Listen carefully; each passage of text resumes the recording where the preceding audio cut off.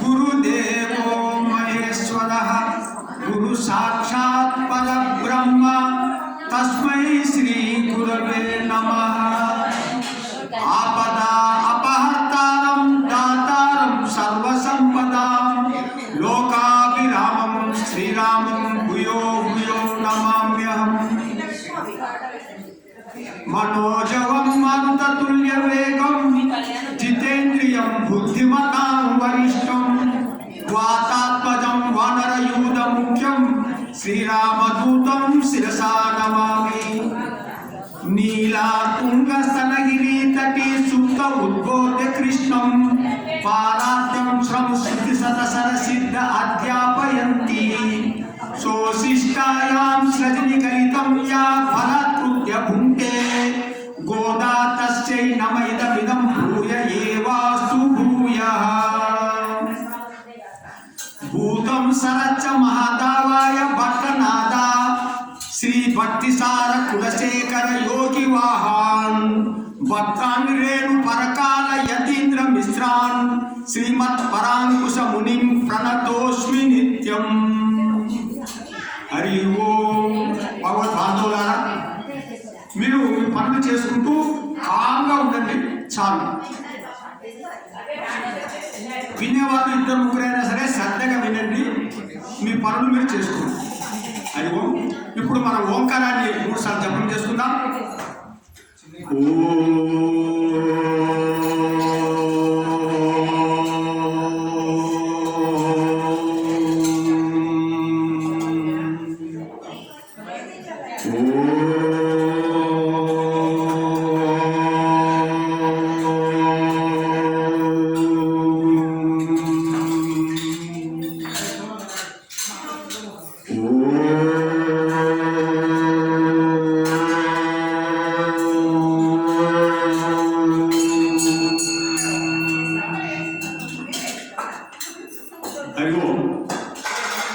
ఈరోజు 20వ పాసురం 27.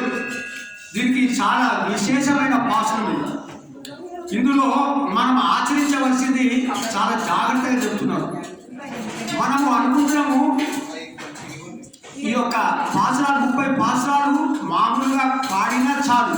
నిన్న కూడా చెప్పాను, అమ్మవారు మనకు సెలవిచ్చింది ఏంటంటే పాసురాలను పాడితే చాలు, అర్థం తెలియకుండా పర్వాలేదు. ఈ 30 పాసురాలు ఎవరైతే పాడతారో గోపికలు ఎలాంటి ఫలం పొందిండ్రో, గోదాదేవి ఎలాంటి ఫలం పొందిందో భక్తులు అలాంటి ఫలం పొందుతారని మనకు అమ్మవారు సెలవిచ్చింది. అంటే పాసురాలు అర్థం చేసుకోకుండా పర్వాలేదు, పాడితే చాలా. అయితే మనము అంత కష్టపడి రాసిన అమ్మ ఆ పాసురాల యొక్క భావం ఏంటిది, అందులో ఏం చెప్తున్నది, ఈ 20వ పాసురంలో ఏం చెప్పదలుచుకున్నది మనకు, అది మనం తెలుసుకొని ప్రయత్నం చేద్దాం అంతేనే. అమ్మవారు ఆ గోదాదేవి ఉన్నంత భక్తి మనకు లేదు, గోపికలకు ఉన్నంత భక్తి మనకు లేదు. వాళ్ళు నిరంతరము ఏ పని చేసినా ఎక్కడున్నా వాళ్ళు ఆ కృష్ణనామం మీద రామనామం మీద భక్తి వాడు. గోదాదేవి మనకు భూదేవి వంశం. భూదేవి వంశం అంటే ఏంటిది? ఓర్పు. ఆ తల్లి ఓర్పు. మనకు ఓర్పు ఎంత ఓర్పు ఉంటే అంత మంచిగా. గోదాదేవిని మనం 30 దినాలు ఇంత శ్రద్ధగా భక్తితో మనం ప్రార్థన చేస్తున్నప్పుడు, అమ్మ దగ్గరకు వచ్చినప్పుడు అమ్మ ఉన్నటువంటి ఒక్క గుణం ఏది? ఓర్పు. ఆ ఓర్పు మనకు ఒక 15 నిమిషాలు ఉంటుంది. గలగల గలగల గలగల గల ఒక్క 15-20 నిమిషాలు. కథ అనుకుంటే చాలా మంది చాలా సులభం అనుకుంటారు. కథ అనేది పూజ ఎంత ముఖ్యమో పూజ కంటే అంత ముఖ్యం కథ. మీరు సత్యనారాయణ వ్రతం చెప్తున్నారు, సత్యనారాయణ వ్రతం పూజ అయిన తర్వాత కథ వినకుండా పోతారు ఎవరన్నా? పోతారా? పోడు. కథ ముఖ్యం. సో ఏ వ్రతం చేసినా కథ ఉన్నదనుకో, ఆ కథ వినాలి మనం. అందుకోసమే ఇంకా ఉదయం లేచి మనం వస్తున్నాం. ఎందుకోసం? ఇక్కడికి వచ్చిన తర్వాత కూడా మనం వేరే ఆలోచనలు వచ్చేస్తున్నాం. రాని తప్పదు, ఎందుకంటే మన మానవులు ఈ మాయలో మనం మునిగిపోతాం. కాబట్టి ఈ మాయ గెలవనికే కదా అమ్మ దగ్గరికి వచ్చినాము. ఈ 30 పాసులకు అర్థం అదే. ఎట్లా ఈ మాయని గెలిచి పరమాత్మ దగ్గరికి పోవాలా, ఎట్లా ఈ మాయని గెలిచి పరమాత్మ దగ్గరికి పోవాలా అనేది ఈ 30 పాసులు మనకు చెప్తున్నది అమ్మవారు. ఈరోజు అమ్మవారు అలా భక్తితో నుండి ఆమె ఎలా ప్రయత్నం చేసింది, ఏ విధంగా ఆమె నడిచింది అనే దాన్ని మనకు చెప్పదలుచుకున్న తల్లి. ముఖ్యంగా ఇంట్లో అమ్మవారు చెప్పదలిచింది ఏంటంటే గురువులను ఆశ్రయించాలనేది. 30 పాసురాల్లో చాలా ఎక్కువసేపు ఏం చెప్పింది అమ్మ? గురువుని ఆశ్రయించు, భక్తులను ఆశ్రయించాలి. భక్తులని గురువులను ఆశ్రయిస్తేనే కానీ మనం పరమాత్మ దగ్గరికి పోతాము. ఇది మనకు అమ్మవారు తెలియజేస్తుంది. మనం గురువు లేనిది మనం పోలేము. ఎందుకంటే డైరెక్ట్గా పరమాత్మ దగ్గరికి పోతే, ఎందుకంటే మనలో ఉన్నటువంటి వికారాలు ఆయన చూసి మనల్ని వెలగొట్టేస్తాడు. తో మనం గురువు దగ్గర పోతే మనలోని వికారాన్ని తొలగించేస్తాడు, తొలగించి పరమాత్మ దగ్గర తీసుకుపోతాడు. అందుకోసమే గురువుని ఆశ్రయించాలని అమ్మ చెప్పింది. ఈ 30 పాసురాల అర్థం అదే ఉంది. ఇప్పుడు ఈ పాసురం కూడా అదే అర్థం. గురువు దగ్గరికి పోతేనే కానీ మనం పరమాత్మ దగ్గరికి పోగలుగుతాం. గురువు లేకపోతే గుడ్డి విద్య, ఏదో మనం చేస్తున్నాం, వెళ్ళిపోతున్నాం. సో ఇప్పుడు ఈ పాసురం మనం ఒకసారి అనుసంధానం చేసుకుందాం. కూడారై కూడారై వెల్లుం సీరు గోవిందా, కూడారై వెల్లుం సీరు గోవిందా, உந்தன்னை பாடி பறை கொண்டு யாம் பெரு சம்மானம், உந்தன்னை பாடி பறை கொண்டு யாம் பெரு சம்மானம், நாடு புகழும் பரிசினால் நன்றாக, நாடு புகழும் பரிசினால் நன்றாக, சூடகமே தொல்வலியே தோடே செல்பூவே, பாடகமே என்றனை பலகலனம் யாமணிவோம், ஆடை உடப்போம் ஆடை உடப்போம் அதன் பின்னே பாது சோறு மூடா, நெய்ப்பயது முழங்கை வலிவாரா, கூடிரந்து கூடிரந்து குளிரிந்தேலோ ரெம்பாவாய், கூடாரை வெல்லும் சீர் கோவிந்தா, కూడారై వెల్లుం సీర్ గోవిందా. ఎంత మంచిగా ఉంటుంది కూడారై వెల్లుం సీర్. పరమాత్మ ఎలాంటి వాడంటే, మనకు పరమాత్మ ఇంత మంచి శరీరం ఇచ్చింది. ఈ శరీరము కొన్ని లక్షలు పెట్టిన దొరకనటువంటి శరీరం మనకి ఇచ్చిండు పరమాత్మ. ఇచ్చిన తర్వాత కొందరు ఎలాంటి వాడంటే, ఇంత శరీరం ఇచ్చిండు, ఇంత శాస్త్రం ఇచ్చిండు, నా దగ్గరికి రారా అని చెప్తే నేను రాము, నీ దగ్గరికి రామని అట్లా ఇది మొండి పట్టుదల ఉన్నట్టు వాళ్ళను కూడా తన యొక్క పరాక్రమం చేత వాళ్ళను కూడా మదమనించి తన దగ్గరికి తీసుకుంటాడు. అలాంటి వాడు కూడారై వెల్లుంసి అంటే తనని ఆశ్రయించని వాళ్ళని కూడా తనకు నీ దగ్గరికి రాము అని ఉంటారే, అటువంటి మొండి ఘటాలను కూడా తన పరాక్రమం చేత తన దగ్గరికి తీసుకుంటారు అన్నమాట. అలాంటి వాడు పరమాత్మ. ఎలాంటి నలుగురు ఉన్నారంట మనకు ఏంటి, పరమాత్మకి విముఖులైతారు నలుగురు. ఎవరంటే ఒకరు అల్వారు. అల్వారు మనం చెప్పుకుంటున్నాం కదా, 10 మంది అల్వారు. భూతం సరచ్చ మహాదావాయ పట్టణాల శ్రీ భక్తిసార కులశేఖర యోగవాహన్. ఈ 10 మంది అల్వారులు ఎలాంటి వాళ్ళంటే, పరమాత్మకు ఏమో కొన్నంత గొప్ప గుణాలు ఉన్నాయి, మా దగ్గర ఉన్నాయి, కొన్నే ఉన్నాయి అని అంత గొప్ప గుణాల దగ్గరికి మనం పోగలుగుతామా? అంత గొప్పవాడు పరమాత్మ అని కొంచెం విముఖులైతారంట అల్వారు. రెండో వాడు గోపికలు. గోపికలు ఏంటంటే ఒక్కోసారి ప్రేమ అవ్వదు గోపికలు, ప్రణయ రోషం అంటారు. ప్రణయ రోషం అంటే మేము ఎప్పుడు స్వామి దగ్గరికి పోవాలన్నా, స్వామి మన దగ్గరికి రాడా అన్నంత ప్రేమలో రోషం అనమాట. అందుకోసం గోపికలు పోరు ఒక్కోసారి. అలాంటి వారిని కూడా. మూడో వాడు ద్వేషంతో, ద్వేషము భయంతో పోరు. ఎవరు భయం పడ్డారు? కంసుడు భయపడ్డాడు కృష్ణుడికి, అతను కూడా లొంగ తీసుకున్నాడు. ద్వేషము, దుర్యోధనుడు ద్వేషం పరుడు, వాడిని కూడా లొంగ తీసుకున్నాడు. ఇలాంటి భయము ద్వేషం ఉన్నారని కూడా తన పరాక్రమంతో లొంగ తీసుకుంటాడు. నాలుగో వాడు నాలుగు వాడు, ఇటు ప్రేమ లేదు, ఇటు ద్వేషం లేదు, ఇట్లా కాముకుంటాడు. ఇలాంటి వాళ్ళని కూడా తీసుకుంటాడు. ఈ 4 గుణాలు ఉన్న వారిని తన యొక్క సౌశీల్యం చేత, తన యొక్క సౌలభ్య గుణముల చేత, తన యొక్క కళ్యాణ గుణముల చేత, తన యొక్క సుందరమైన విగ్రహం చేత వీళ్ళందరినీ తన దగ్గరికి తీసుకొని ఉద్ధరించేవాడా ఓ శ్రీకృష్ణ పరమాత్మ అనమాట. అది కూడారై వెల్లుం సీర్ గోవింద. గోవింద అంటే గొప్ప నామం. అది ఎందుకు వచ్చిందమ్మా గోవింద నామం? గోవింద గోవింద అంటున్నాం కానీ ఈ నామం ఎట్లా వచ్చింది? ఎట్లా వచ్చింది? గోవర్ధన పర్వతాన్ని ఎత్తి సంపాదించుడు, తన కష్టపడి సంపాదించుకున్న నామం ఇది గోవింద. అందుకోసమే గోవింద అంటే చాలా ఇష్టమైన ఆయన సంపాదించుకున్నాడు. గోవర్ధన పర్వతాన్ని ఎత్తి అందరూ గోవింద, అప్పుడు గోవింద అన్నారు. అప్పటి నుంచి ఆయనకి ఈ నామం చాలా ఇష్టం. గోవింద. ఇంకోటి గోవులను పరిపాలించినాడు. గో అంటే గోవులు, గోవులను పరిపాలించిన వాడు గోవింద. అందుకోసమే నాకు చాలా ఇష్టమైన నామం. ఎన్ని నామాల కంటే ఈ గోవింద నామం ఇష్టం, ఎందుకంటే తను సంపాదించుకున్నాడు. అందుకు గోవింద అనేది గోదాదేవి ఎంత దగ్గరకు వస్తున్నట్టు చూడు. అంటే గోపికలు గోదాదేవి కలిసి పరమాత్మ దగ్గరికి రావాలని ఎంత తత్పరత, ఎంత ఇది వైకులత భావం ఎప్పుడు పొందాలని. గోవింద ఉందన్నై పాడి పరైకొండు. ఉందన్నై, ఉందని అంటే నిన్ను దేవుడవాడిని, ఓ స్వామి నిన్ను పాడి నీ యొక్క గుణాలని, నీ గుణాలని మేము వేరే ప్రయోజనమే లేదు, మాకు వేరే ఏం అక్కర్లేదు, కానీ నీ గుణాలు పాడుతూ ఉంటాం. పాడి పరైకొండు, పరే తీసుకున్నాం పురుషార్థం. నిన్న పాత్రలో మనం పరే తీసుకున్నాం, శంఖము తీసుకున్నాము, తర్వాత డోలు తీసుకున్నారు, తర్వాత మరి భాగవతాలను తీసుకున్నారు, ధ్వజం తీసుకున్నారు, మంగళ దీపం తీసుకున్నారు, చాందిని, ఇవన్నీ మేము తీసుకున్నాం స్వామి. కానీ ఇవన్నీ తీసుకున్నాం కదా, పాడి పరైకొండు. పరైకొండు, కొండంటే తీసేసుకున్నాం. పరై అంటే పురుషార్థం, పరై అంటే మోక్షం కూడా చెప్పొచ్చు, పరై అంటే పురుషార్థం అని చెప్పొచ్చు, పరై అంటే ఒక వాయిద్యం అని చెప్పొచ్చు. ఎన్నో రకాలుగా ఈ పరైన అర్థానికి ఈ పరైకొండు, కొండంటే తీసేసుకున్నాం. పరైకొండు యాం తెలుసమ్మ, మాకు ఇంత చేసినా కదా, నువ్వు సన్మానం చేయాలి అని కోరుకుంటాడు. గోదాదేవి మాకు సన్మానం చేయాలి. ఎట్లా చేయాలి సన్మానం, ఎట్లుండాలి సన్మానము? నాడు పుకలం పరిసినాలు నండ్రాక.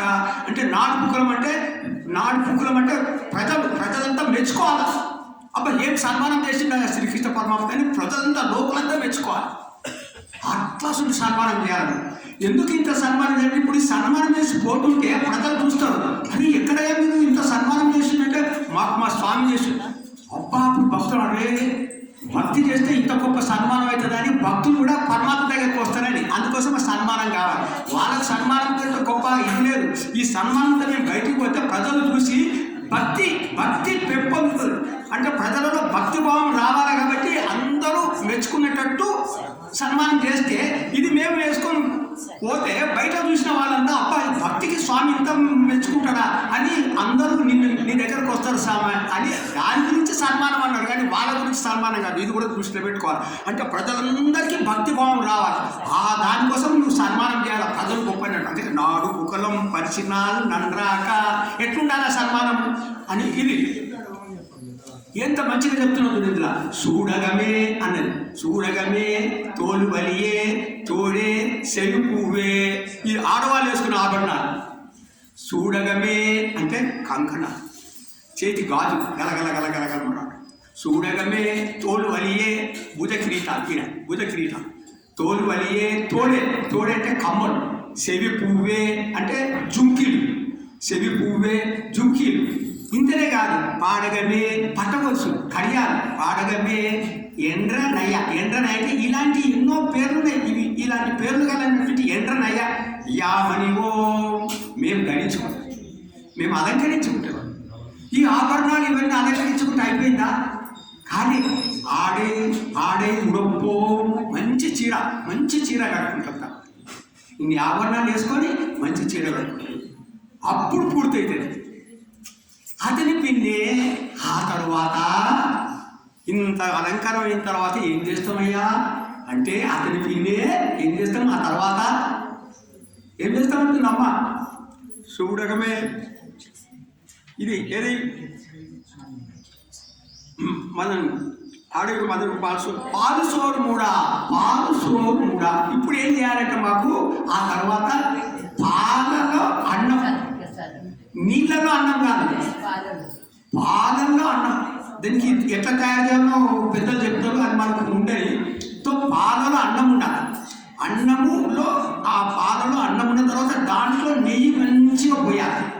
నెయ్యి బెల్లం వేసి దీన్ని కలిపి ఈ తయారైనటువంటి ఈ పాయసాన్ని మా చేతిలో పోస్తే ఆ చేతుల నుంచి ఇట్లా కారుతుంటారు. ములై వలివార అంటే చేతుల నుంచి కారుతూ ఉండాలి. ములై వలివార కూడై ఇరుందు. కూడై అంటే నీవు కూడా ఉండాలా, గోపికలు ఉండాలా, గోదాదేవి నీతోని కూడి రెండు కులిరిందేలో ఎంబావా. ఈ విధంగా నువ్వు మాతోనే ఉండాలా, మాతోని నువ్వు కూర్చొని ఈ యొక్క పాయసాన్ని ఇలా తాగాలి. అప్పుడు మేము ఇంత పడ్డ శ్రమంతా మా శ్రమంతా పోతుంది అని చెప్తారు. ఇప్పుడు దీని భావం వచ్చి అర్థం చేస్తుంది. ఏంటి ఇది భావము? ఇప్పుడు ఇంత అలంకారం ఎందుకు జరుగుతున్నది? ఈ యొక్క ఇది మన గాజులు, మరి భుజ కిరీటాలు, మరి కమ్మలు, దుద్దులు, కడియాలు, ఇవి ఏంటి దేనికి సంకేతం అంటే ఇప్పుడు మనమందరం సంసారంలో, ఈ సంసారము సుఖంగా ఉన్నదా, అసలు దుఃఖమే లేదా చెప్పండి? దుఃఖం ఉన్నదా లేకపోతే మొత్తం సుఖమే ఉన్నదా? మీరు అందరూ దుఃఖం పడుతున్నారు కదా, పడుతున్నాం. సో ఈ సంసారాన్ని మనం అందరం దుఃఖంలో ఉన్నాం. సంసార సాగరం మునిగి ఉండి చెయ్యిట లేపుతున్నాం అనమాట. ఎవరయ్యా మమ్మల్ని కాపాడుతారు, ఉద్ధరించేవాడు ఎవరు, ఉద్ధరించేవాడు ఎవరని చేతులు దాపుతున్నాం. ఆ ఉద్ధరించేవాడు ఎవడంటే మనకు ఉద్ధరించేవాడు ఈ జీవునికి పరమాత్మ అన్నమాట. ఇంత చెయ్యి దాపుతున్నాడు, ఉద్ధరించేవాడు కనబడతలేడు. అజ్ఞానం అడ్డొచ్చింది మనకు, అజ్ఞానం అడ్డొచ్చి పరమాత్మ కనబడతలేడు. ఈ అజ్ఞానంతో పరమాత్మ కనబడతలేడు కాబట్టి ఈ అజ్ఞానం తొలగించేవాడు కావాలి మనకు. అప్పుడు మనకు పరమాత్మ కనబడతాడు. మనల్ని కాపాడమని చేతులు ఎత్తుతున్నాం కానీ మనకు అజ్ఞానం ఉన్నది. ఈ అజ్ఞానాన్ని కోసం అందుకని ఏం చేయమన్నాడు? మనల్ని గురువుని ఆశ్రయించాలా. ఇప్పుడు గురువుని ఆశ్రయిస్తే ఏమైతుంది? ఇప్పుడు చెప్తున్నాడు. గురువుని ఆశ్రయించి ఏం చేస్తాడు? గాజులు అంటే కంకణం కడతాడు. ఫస్ట్ మనకేం చేస్తాడు? కంకణం అంటే దీక్ష. ఒక దీక్ష అంటే ఏమన్నమాట? ఇది చెయ్యాలా, ఇది చేయకూడదు అని చెప్తాడు. సో ఈ జీవుడికి గురువు కంకణం ఇచ్చి ఇది చెయ్యొద్దు, ఇది చేయకూడదు అని చెప్పాడు. మంచిదే కదా. సో ఇది కంకణం. ఆ తర్వాత భుజ కిరీటాల వైష్ణవ సంప్రదాయంలో శంఖము చక్రం అంటారు. అంటే శంఖము చక్రం ఎవరి దగ్గర ఉంటుంది? పరమాత్మ దగ్గర ఉంటుంది. శంఖము చక్రం లేని పరమాత్మ లేనేలేడు. సింహనారాయణ అంటే శంఖం చక్రం ఉండాల్సిందే. అంటే మనం ఎప్పుడు పరమాత్మకు చెందిన వాళ్ళమని గుర్తుండాలి. మనం ప్రపంచానికి చెందిన వాళ్ళం అనుకుంటున్నాం. నేను ప్రపంచానికి ఈ శరీరం చెందింది, కానీ ఆ లోపల ఉన్న ఆత్మ పరమాత్మకి చెందింది. ఈ శరీరము ప్రపంచానికి చెందింది. ఇంకో బాగా అర్థం, నేను పరమాత్మ చెందిన అంటే నేను ఎట్లా పరమాత్మ చెందిన అనుకుంటాం. ఈ శరీరం ఈ ప్రపంచానికి, కానీ ఈ ఆత్మని పరమాత్మకి, అంటే ఈ ఆత్మ నేను పరమాత్మకి చెందినవాడని ఈ భుజ కిరీటాలు మనకు తెలియజేస్తున్నాయి. ఆ తర్వాత ఇప్పుడు కమ్మలు, తర్వాత జుంకీలు, ఈ రెండునే చెవులకు రెండు పెట్టాలంటే మంచిగా వినాలి. ఇది మనకు నేర్పుతున్నారు. రెండు ఆభరణాలు చెవు కంటే చాలా మంచి వినాలి, ఎక్కువ వినాలి. భగవంతుని కథలు వినాలంటే అమ్మలక్కల కథలు కాదు, ఈ ప్రపంచం కథలు కాదు, పరమాత్మ యొక్క కథలు వినాలి. భాగవతం వినాలి, రామాయణం వినాలి, మహాభారతం వినాలి, పారాయణం చేయాలి, గీత, ఇవన్నీ వినాలి. అందుకోసమే రెండు ఆభరణాలు అంటారు. నేను అనుకుంటున్నాను అంటే వినడానికి ఎంత గొప్ప ప్రాముఖ్యత ఇస్తున్నాడు. వినడం వల్ల చాలా గొప్పది. మా మురారి బాబు కూడా చెప్పినాడు. మురారి బాబు వినడం దాని మీదనే ఒక 40 నిమిషాలు మాట్లాడు. రామాయణంలో వినడం దాని నుంచి 40 నిమిషాలు చెప్తాడు. వినడం వల్ల ఏమవుతుంది? టైం పోతుంది అట్లా వింటే. అది ఇప్పుడు చెప్పినామనుకుంటా ఇది సమయం కాదు, కానీ వినడం అనేది చాలా ముఖ్యం. ఎంత వింటే ఎంత భగవంతుని నామం నీ లోపలికి పోయి బొడ్డు దాకా పోతుందంటే, బొడ్డు దాకా పోయి మనలో ఉన్నటువంటి ఈ కల్మషాలన్నీ నశించిపోతాయి. ఇప్పుడు నారాజు వాడిన కానీ ఎన్నో కల్మషాలు ఉన్నాయి కాబట్టి అన్ని కల్మషాలు పడి చాలా సంవత్సరాలు పడుతుంది. నారాజు వాడికి కొందరికి తక్కువ కల్మషాలు ఉన్నాయనుకో, భగవంతుని నామం వినగానే వాడు తొందరగా భగవంతుని చేరుకుంటాడు. వాడు తొందరగా చేరుకుంటే వాడు తక్కువ కల్మషాలు ఉన్నాయి కాబట్టి వాడు తొందరగా చేరుకుంటాడు. కొండంత కల్మషాలు ఉన్నట్టు వాడికి కొంచెం టైం పడుతుంది. సో ఆ రకంగా భగవంతుని నామం వినడం వలన మనలో ఉన్నటువంటి కల్మషాలు పోతాయి. ఇది చాలా ముఖ్యం. శ్రావణం అందుకోసమే చెవులు, కమ్మలు, దుద్దులు శ్రావణం. ఇంకోటి చెప్పాలంటే గురువు ఏమి ఇస్తాడు మనకు? మంత్రం ఇస్తాడు. ఎక్కడ ఇస్తాడు మంత్రము? చెవులు ఇస్తాడు.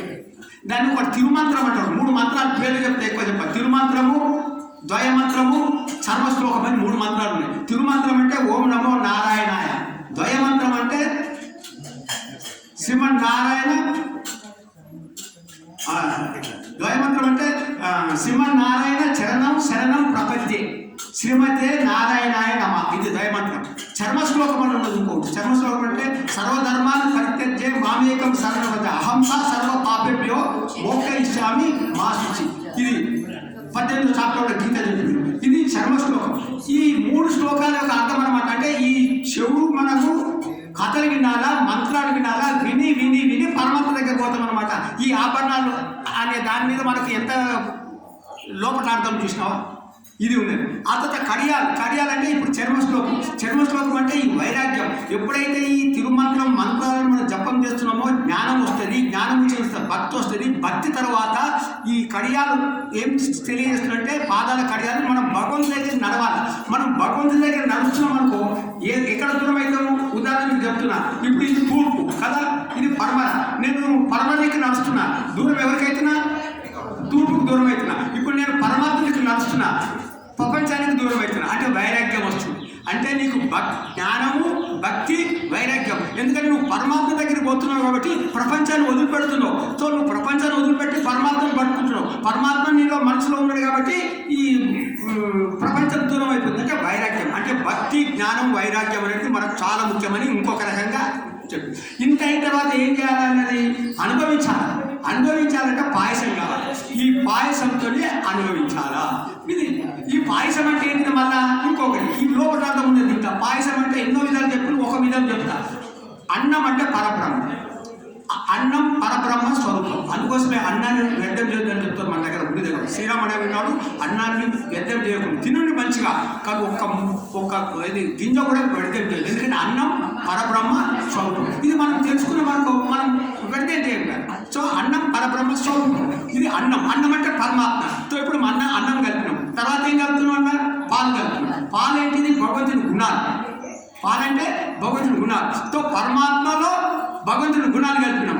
కలిపి దాంట్లో నెయ్యి పోసినాం. నెయ్యి అంటే ప్రీతి, మన భక్తి పోసినాం. అంటే ఇప్పుడు ఏమైంది? ఆ పరమాత్మ గుణాలని ప్రీతితోనే మనం అనుభవించాలి. అంటే పరమాన్నం అనుభవిస్తున్నాం అంటే ఏమనుకోవాలన్నమాట? మనం ఆ పరమాత్మ యొక్క గుణాలని మనము అనుభవిస్తున్నాము. అది ఈ దీంట్లో పరమాత్మ. మనం ఈ తీయని పదార్థం తింటున్న అబ్బా ఎంత తీయకుంది తీయగా అనుకుంటున్నాం మనం. ఇందులో మనం ఏమనుకోవాలి? అబ్బా పరమాత్మ గుణాలు ఎంత తీయకున్నాయి కదా, ఎంత మధురంగా ఉన్నాయి, ఎంత మధురంగా ఉన్నాయి అంటూ మనం ఆ ప్రసాదాన్ని సేవిస్తే పరమాత్మనే మనం అనుభవిస్తున్నాం. అంటే పరమాత్మ భోక్త, మనం భోగ్యం. ఆయన మనల్ని అనుభవించాలి. ఆయన అనుభవిస్తుంటే మనం చూసి ఆనందించాలి. ఇది ఈ గోపికలు కోరుకుంటున్నారు. ఇది మనకు 21 పాసులు. హరే నమః, హరే నమః, హరే నమః. చాలా మంచిది.